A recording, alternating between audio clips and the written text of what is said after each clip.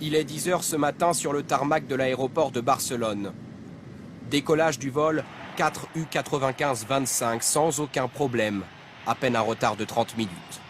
Direction Düsseldorf, arrivée prévue à 11h55. Très vite, l'A320 atteint son rythme de croisière. À 10h31 au survol de Toulon, altitude 11 575 mètres, vitesse 900 km/h.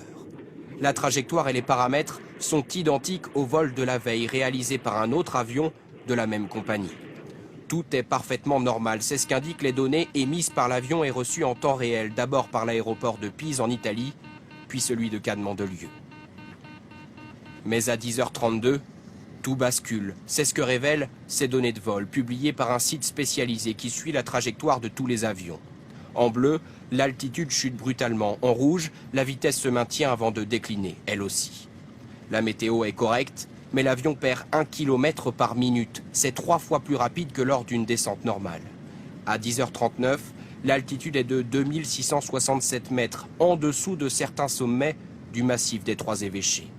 Et pourtant, pendant la descente, l'avion n'aurait émis aucun message d'alerte, contrairement à ce qu'avait indiqué ce matin la Direction générale de l'aviation civile.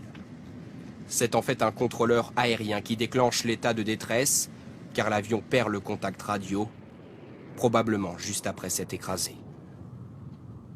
L'exploitation des boîtes noires permettra-t-elle de répondre à toutes les questions? C'est ce qu'espèrent les enquêteurs.